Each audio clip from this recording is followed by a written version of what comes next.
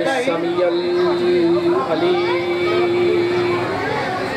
من الشیطان اللعین الرجیم بسم اللہ الرحمن الرحیم الحمد للہ الملک الحق المبین المتصاور لعظمتہ جبابرۃ الطاغین المتخاضع لکبریائہ قطاۃ المتمردین المخترف بربوبیتہ سائر الخلق اجمعین والصلاة والسلام وتحیۃ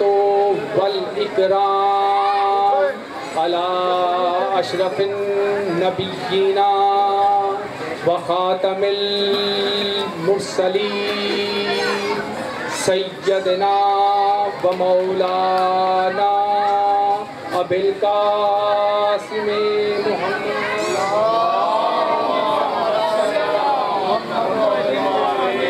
وأهل بيته الطيبين الطاهرين المعصومين المظلومين أما بعد فقد قال الله سبحانه وتعالى في محكم كتابه المبين بسم الله الرحمن الرحيم وَلَقَدْ زَرَعْنَا لِجَهَنَّمَ كَثِيرًا مِنَ الْجِنِّ وَالْإِنسِ لَهُمْ قُلُوبٌ لَا يَفْقَهُونَ بِهَا وَلَهُمْ أَعْيُنٌ لَا يُبْصِرُونَ بِهَا وَلَهُمْ آذَانٌ لَا يَسْمَعُونَ بِهَا اولئک کالانعام بل هم اضل اولئک هم الغافلون صلوات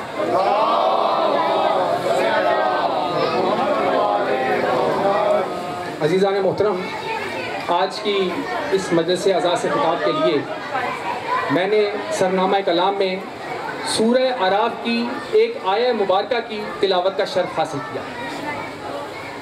سورہ اعراف قرآن مجید کا 7واں سورہ ہے اور وہ آیہ مبارکہ جس کی تلاوت کا شرف سامعین کے سامنے حاصل کیا گیا اس کا نشان 179 ہے۔ پروردگار عالم نے اس آیہ مبارکہ میں اپنی پالیسی کا اعلان فرمایا ہے اور ارشاد فرمایا وَلَقَدْ زَرَعْنَا لِجَهَنَّمَ كَثِيرًا مِنَ الْجِنِّ وَالْإِنسِ کہ ہم نے یہ طے کیا ہے کہ ہم جنوں کی اور انسانوں کی اکثریت کو جہنم میں بھیج دیں گے۔ توجہ چاہیے، آپ کی مہربانی میرے ساتھ ساتھ رہیے گا، مجھے بہت تھوڑا ٹائم ملا ہے لیکن تھوڑے وقت میں میں اپنی ایک میسیج اپنے بچوں کو کنوے کرنا چاہ رہا ہوں۔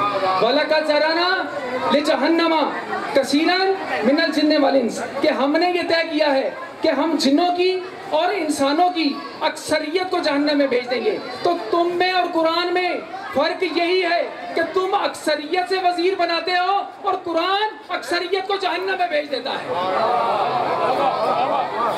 وَلَقَدْ زَرَعْنَا لِجَهَنَّمَ كَثِيرًا مِنَ الْجِنِّ وَالْإِنسِ کہ ہم نے یہ طے کیا ہے کہ ہم جنوں کی اور انسانوں کی اکثریت کو جہنم میں بھیجیں گے۔ مالک کیوں بھیجے گا جہنم میں؟ لَهُمْ قُلُوبٌ لَا يَفْقَهُونَ بِهَا دل ہے سمجھتے نہیں ہے، دل ہے سمجھتے نہیں ہے۔ وَلَهُمْ أَعْيُنٌ لَا يُبْصِرُونَ بِهَا آنکھیں ہیں دیکھتے نہیں ہے۔ اگر دیکھتے ہوتے تو آج اس پارٹی میں اور کل اس پارٹی میں نہ ہوتے۔ لَهُمْ قُلُوبٌ لَا يَفْقَهُونَ بِهَا دل ہے سمجھتے نہیں ہے، ان کے پاس دل ہے سمجھتے نہیں ہے۔ وَلَهُمْ أَعْيُنٌ لَا يُبْصِرُونَ بِهَا آنکھیں ہیں دیکھتے نہیں ہیں، اگر دیکھتے ہوتے تو آج اس پارٹی میں اور کل اس پارٹی میں نہ ہوتے۔ وَلَهُمْ آذَانٌ لَا يَسْمَعُونَ بِهَا ان کے پاس کان ہیں لیکن ان کانوں سے سننے کا کام نہیں لیتے. اولئک کالانعام، یہ مویشیوں جیسے ہیں. ارے جنہیں تم اپنا وزیر سمجھ رہے ہو، قرآن کی نگاہ میں مویشیوں جیسے ہیں. اولئک کالانعام، یہ مویشیوں سے بھی بدتر ہیں. توجہ رکھیے گا، یہ مویشیوں سے بھی بدتر ہیں. جو آنکھ رکھ کے نہ دیکھیں، جو کان رکھ کے نہ سنیں، جو دل و دماغ رکھ کر غور نہ کریں. بھئی دیکھو، دیکھتے سبھی ہیں، سنتے سبھی ہیں، دل و دماغ سے غور سبھی کرتے ہیں، لیکن پروردگار عالم کا مطالبہ ہے کہ دیکھنے کا تقاضا پورا کرو، سننے کا تقاضا پورا کرو، غور و فکر کا تقاضا پورا کرو. بھی بڑی عجیب بات ہے، بڑی عجیب بات ہے. یہ دنیا کیسے بدلتی ہے. آج اس پارٹی میں تھا، کل اس پارٹی میں چلا گیا. بھی ایسا ہے یا نہیں؟ آج اس پارٹی میں تھا، کل اس پارٹی میں چلا گیا. لیکن یہ ممبر کا صدقہ ہے کہ ہم نے غدیر کے موقع پر جس پارٹی کو جوائن کیا تھا، قیامت تک اسی کے ساتھ جائیں گے. ہم نے غدیر کے موقع پر جس لیڈر کے ہاتھ بیعت کی تھی، قیامت تک اسی کے ساتھ جائیں گے. ارے کیوں نہ جائیں، کیوں نہ جائیں؟ قیامت میں بخشوانے کا وعدہ کسی نے نہیں کیا سوائے اس شیخ کے جس کا نام علی ہے. وعدہ تو وہ کرے جسے خود اپنے بخشے جانے کا یقین ہو. ہم نے یہ طے کیا ہے کہ ہم جنوں کی اور انسانوں کی اکثریت کو جہنم میں بھیج دیں گے. پروردگار عالم نے فرمایا نا سورہ اعراف کے 119ویں آیت میں، یہ جو پروردگار عالم نے فرمایا کہ ہم نے جنوں کی اور انسانوں کی اکثریت کو جہنم میں بھیجنے کا فیصلہ کیا ہے، یہ ہوا کیا؟ سنو گے؟ سنا تاریخ آدم و عالم کا پتہ ہے نا. تاریخ آدم و عالم ایک ایک جملے میں سننا اور اس کو اپنے ذہن کی گرہ میں باندھ لینا. آدم آئے، زمانہ آدم میں، آدم کے گھر میں آدم کے ایک بیٹے نے آدم کے دوسرے بیٹے کو قتل کر دیا. بھی ایسا ہوا ہے. معصوم گھرانہ ہے، وحی الہی کی آمد و رفت ہے، فرشتے آتے ہیں، نبی کا گھر ہے، نبی کا خون ہے، لیکن ایک قاتل ہے، دوسرا مقتول ہے. میرے ساتھ ساتھ رہیے، خدا کی قسم بہت نازک مرحلہ فکر تک لے جانا چاہ رہا ہوں. آدم کے عہد میں وجود خدا کا انکار. زمانہ آگے بڑھا، بڑی تیزی کے ساتھ زمانہ آگے بڑھا. نوح علیہ السلام کا زمانہ ہے. نوح علیہ السلام نے اس انکار کو بدلا ہے اقرار سے. نوح علیہ السلام نے اسی انکار کو بدلا اقرار سے. لیکن جب کشتی رکی ہے نا تو مٹی گیلی تھی، تو نوح کی قوم کے لوگ جب اترے ہیں نا اس گیلی مٹی پر، تو انہوں نے اسی گیلی مٹی سے مورتیاں بنانی شروع کر، اور پھر بعد میں انہی مورتیوں کی پوجا شروع ہو گئی. بت پرستی آ گئی. پہلے خدا کے وجود کا انکار، اب بت پرستی ہے. زمانہ بڑی تیزی کے ساتھ آگے بڑھا. ابراہیم علیہ السلام کا زمانہ آیا. ابراہیم علیہ السلام نے اس بت پرست لوگوں کو کہا آؤ خدا واحد کو توحید کی طرف. لیکن ادھر ابراہیم علیہ السلام گئے، ابراہیم علیہ السلام کی قوم سورج پرست ہو گئی. سورج پرستی آ گئی. زمانہ بڑی تیزی کے ساتھ آگے بڑھا. موسیٰ علیہ السلام کا زمانہ آیا. موسیٰ علیہ السلام نے ان سورج پرستوں کو پھر پلٹایا خدا واحد کی توحید کی طرف. لیکن موسیٰ ہی کی زندگی میں سامری نے ایک بچڑا بنا لیا، اور اب اس بچڑے کی پوجا شروع ہو گئی. جانور پرستی آ گئی. پہلے خدا کے وجود کا انکار، پھر بت پرستی، پھر سورج پرستی، اب جانور پرستی. عیسیٰ علیہ السلام آئے. عیسیٰ علیہ السلام نے ان جانور پرستوں کو پلٹایا خدا واحد کی توحید کی طرف. لیکن اب کیا کہو گے اس بات کو کہ خود عیسیٰ ہی کی پوجا شروع ہو گئی. انسان پرستی، پہلے بت پرستی، پھر جانور پرستی، پھر سورج پرستی، اب انسان پرستی. اب میرا نبی آیا، آخری نبی ہے، اس کے بعد کسی نبی نے آنا نہیں. یہ کیا کرے؟ لا الہ کوئی خدا نہیں. ایسا ہے کہ نہیں؟ لا الہ کوئی خدا نہیں، بت خدا نہیں، سورج خدا نہیں، جانور خدا نہیں، انسان خدا نہیں، الا اللہ. اگر کوئی خدا ہے تو وہ اللہ ہے. وہ محمد تھے جنہوں نے لا الہ الا اللہ کہہ کر پوری تاریخ کی نفی کر دی. لا الہ کوئی خدا نہیں، الا اللہ. اگر کوئی خدا ہے تو وہ اللہ ہے. اب پیغام جب محمد سے آگے بڑھے گا تو میرے علی تک آئے گا نا. تو علی نے کیا کیا؟ علی نے بت توڑے کہ بت خدا نہیں.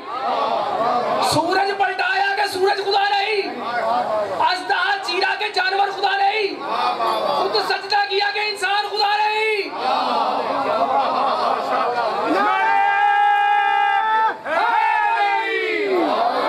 لیکن میرا یہ پیغام یاد رکھیے گا کہ اکثریت جہنمی ہے. دامن وقت میں گنجائش نہیں ہے، لیکن اگر میں دامن وقت میں گنجائش ہوتا ہے نا تو پھر میں اس پیغام کھولتا. اس لیے اب میں مسائل کی طرف آ رہا ہوں. دیکھو کربلا خط ہے ایمان اور نفاق کے درمیان. علی کا قاتل، میرے کہنے کا مطلب یہ ہے کہ علی کا قاتل چھپ گیا، سیدہ کی اذیتیں چھپ گئیں. آج حسن مصطفیٰ کا تابوت برآمد ہونا ہے نا، لیکن میں جن کے حسن مصطفیٰ امام ہیں میں ان کی شہادت کرنے لگا. دیکھو آپ کی صدائیں بلند ہو گئی، اور مجلس تو ہوتی ہی ہے نا کہ نام آئے، صدا بلند ہو، گریہ ہو اور مجلس تمام ہو جائے، لیکن واقعے کو مکمل ہونا ہے. حسن مصطفیٰ کا قاتل چھپ گیا. اب حسین ابن علی نے یہ طے کیا کہ جنگ اس میدان میں ہوگی، مقابلہ اس میدان میں ہوگا جہاں پر دشمن اپنے چہرے پر نقاب نہ اوڑھنے پائے. یعنی میں کہنا یہ چاہ رہا ہوں کہ محمد صلی اللہ علیہ وآلہ وسلم کے فضائل آل محمد کے فضائل کے ساتھ متصل ہیں، اور محمد و آل محمد کے مسائل بھی متصل ہیں ایک دوسرے کے ساتھ.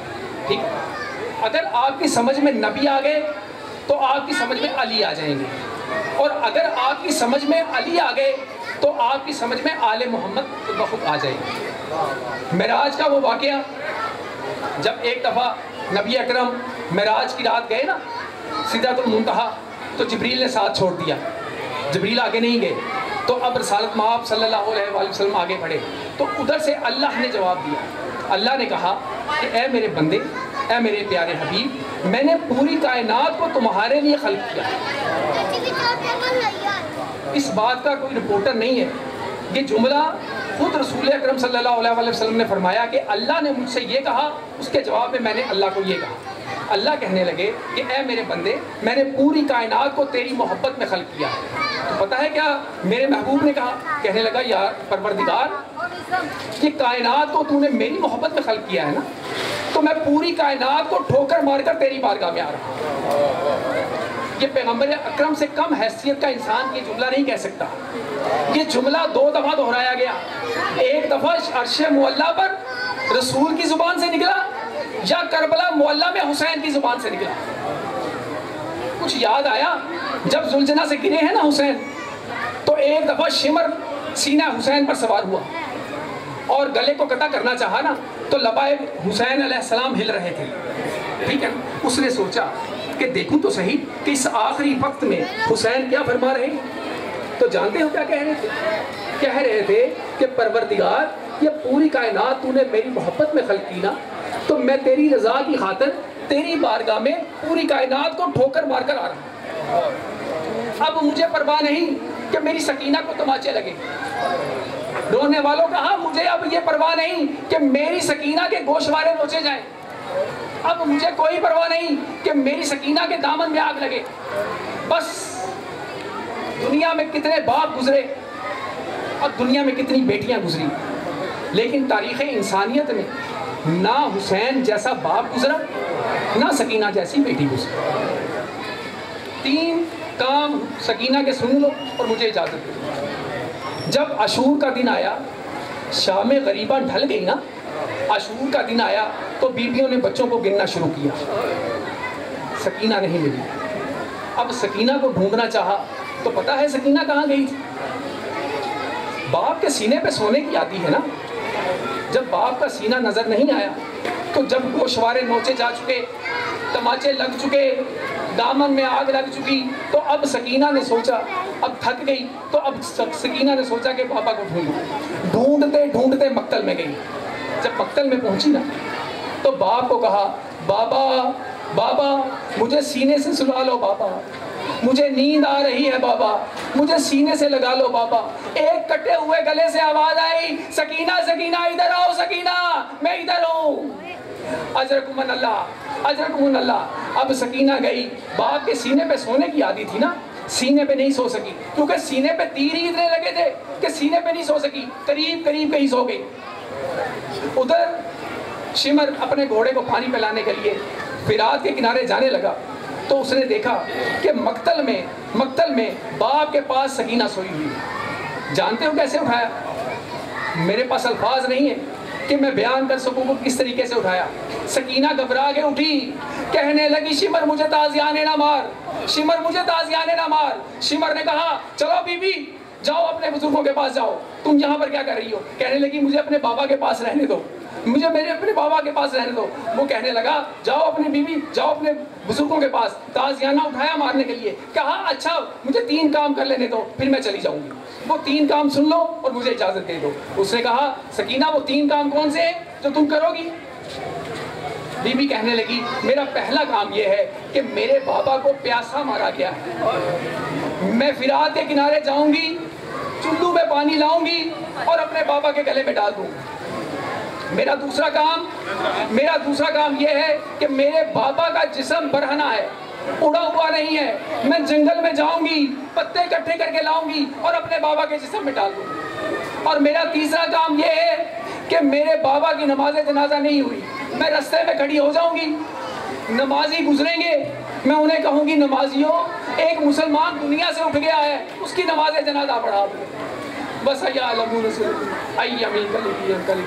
ربنا تقبل منا انک انت السمیع العلیم۔ پروردگار بانیان مجلس کی توفیقات میں اضافہ فرما، حاضرین مجلس کی تمام دلی خواہشات کو قبول فرما، ہمیں کامل ایمان فرما۔ اللہم صلی علی محمد۔